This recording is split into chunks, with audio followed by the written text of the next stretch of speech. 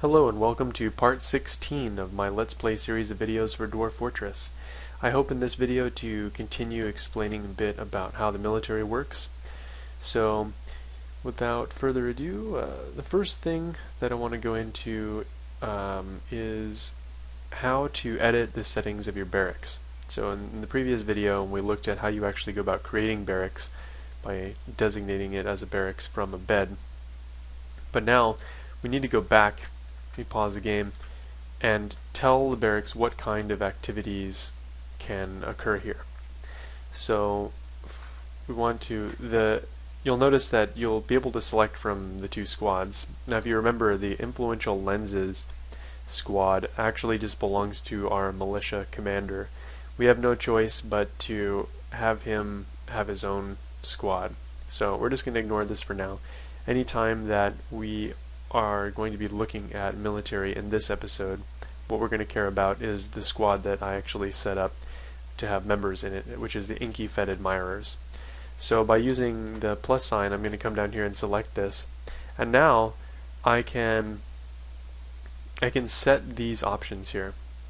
So what I want to set is Z for sleep, meaning when the military needs to sleep, they'll sleep here and not in their individual rooms if they have one. I'm going to press T for train, and you see the little letters are popping up here.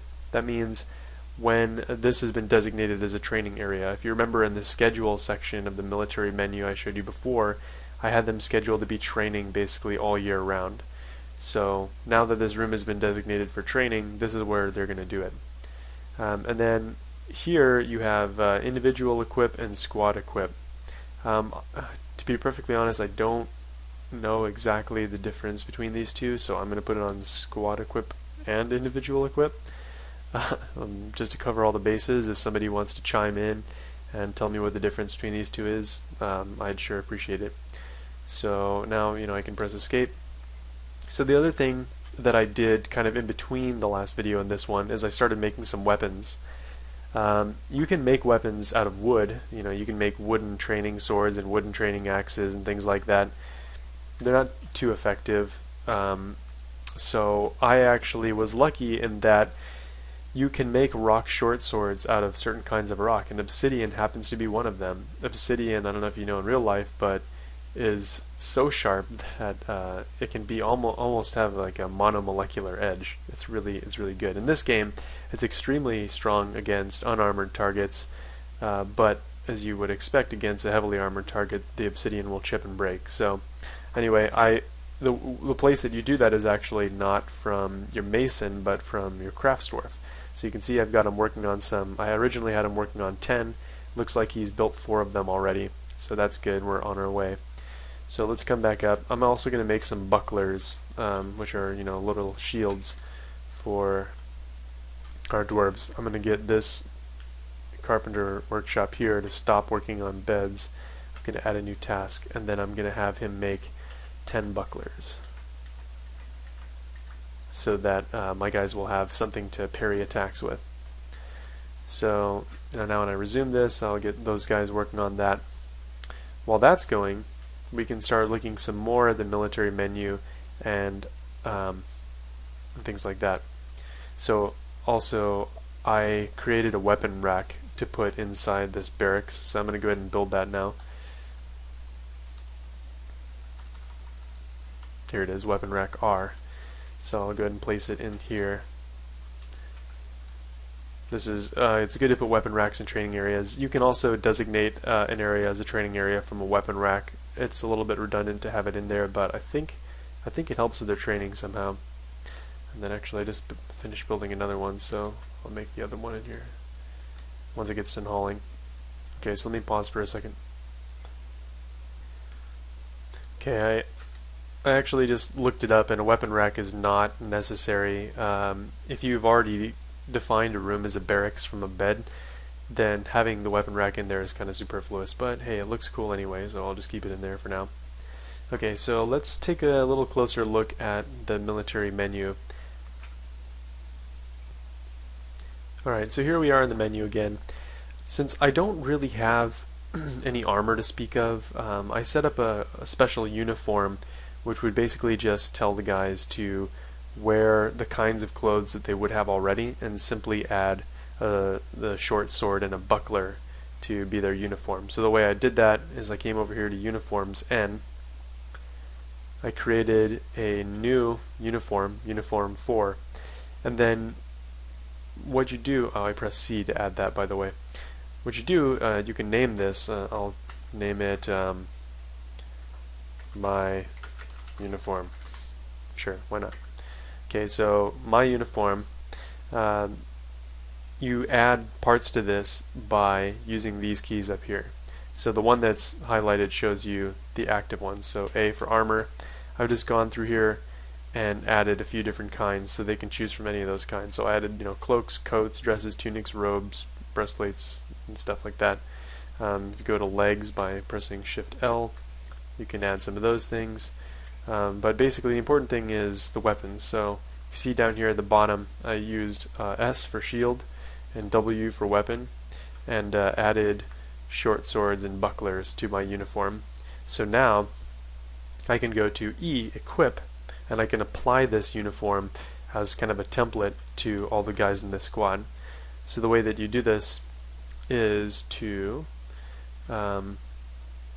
choose one of these guys.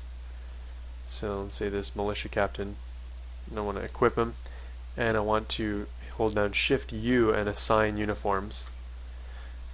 Okay, so now I've got assigned uniforms. I can come down here to the correct squad, and then I can select one of any of these guys and choose what kind of uniform I want. So I actually just accidentally changed from my uniform to leather armor.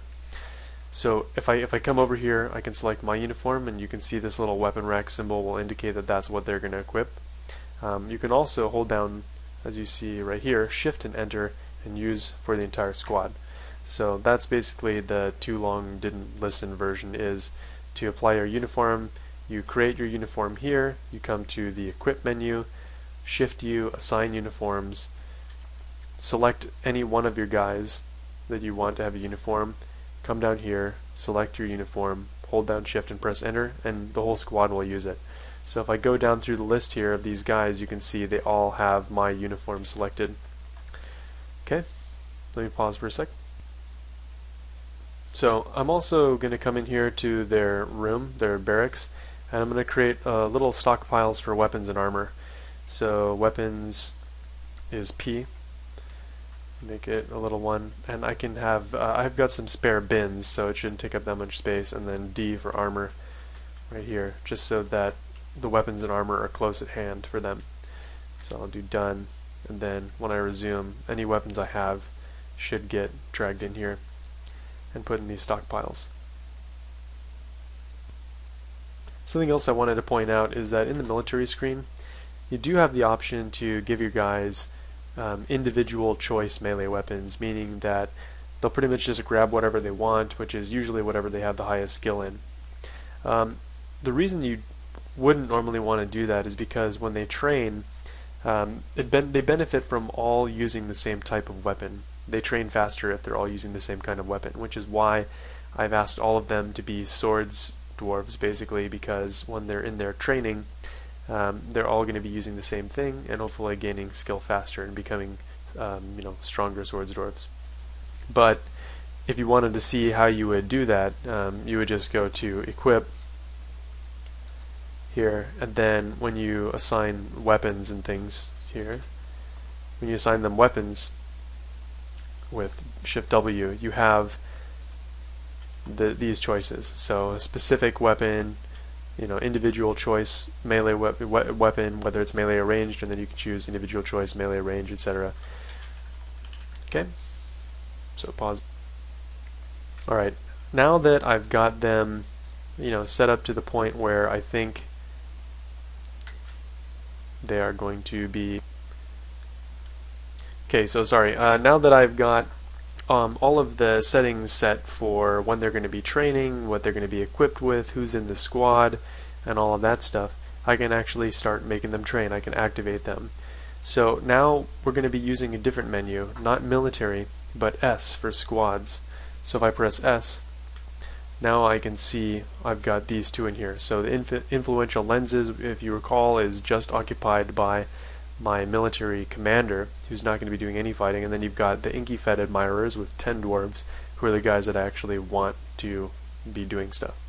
So I'm going to select this squad by pressing B, and now you see I have these options. I can choose for them to attack, move, center on the selected squad. I can view their schedule, select individuals, etc. But this is the thing I really care about right here. It shows that they're currently inactive. If I press T and set them to active training, this is what's going to basically activate my militia. So whatever they do in their normal day-to-day lives, whether they're miners or woodcutters, they're going to drop everything as soon as I resume the game, and they're going to come in here and start training. So let's see.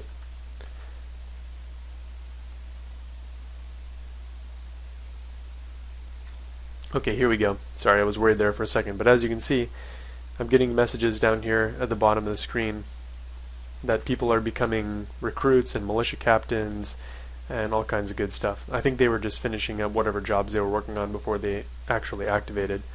So now you can see my guys actually look like fighters instead of, this guy's got like a cool helmet, and they're going to arm up and they're going to start training. And eventually they'll start sparring and stuff. So they'll be training together and kind of having little mock fights, and I'll know that that's happening because I'll get a little C over here in the corner that will tell me there's an unread combat report. So this is basically how I've activated them.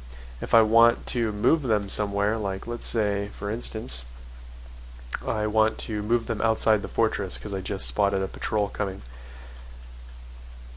I'm going to move them over here. So I'm going to select their squad by pressing S, and then B to select the inky-fed admirers, and now M for move. And now I can tell them to move right here. So I'll hit enter, and then I'll resume, and my guys should be charging out here shortly. So yeah, here they come. Here comes my dwarves. One of them is carrying a mechanism for some reason. I have no idea why. If I wanted to attack something, here, let's do a little experiment. Alright, what I want to do is find something to slay. So I'm going to press U to bring up the unit list, and I'm going to find something good to chop up. Pretty much the only things around here that I can fight right now are groundhogs, so I'm going to zoom to it just so I can see where it is. There it is. Okay, so I see the groundhog. There's a target. I've got him in my sights. I'm going to press S, B, K for attack, and now I can either select it from a list, so I can press L and choose the targets, and you see they're actually nicely numbered here. I actually haven't noticed this before. So here's groundhog A, B, and C. They're all here. Or if I want, I can select from a rectangle. So now I've got my cursor. I want to kill all of these fucking groundhogs. So I'm going to set this here like so, and you can see these are the units that are going to be attacked. I'm going to press enter, and now they're designated to get chopped up. So time to resume the game and see if these guys get taken out. I certainly hope they do. It'll be pretty embarrassing if my dwarves fall at the hands of these measly little groundhogs. Here they come. Oh god, I hope you're ready for some combat. Still nothing happening. I'm going to pause until something cool happens. Okay, apparently I had done something wrong and I hadn't designated the target properly before, but now here come my guys and they're going to beat the shit out of this guy. So I actually just went back, and instead of doing the rectangle, I selected them individually. So here we go. Let's resume. And they're going to chase the groundhogs, and the groundhogs have run away. Wow, how disappointing. Wait, no, maybe? They're going to get him? These groundhogs sure can run. Cue up the Benny Hill music.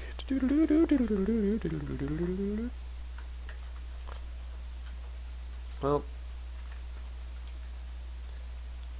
sorry there wasn't more bloodshed for you to see, but apparently my dwarves just cannot catch up with this groundhog.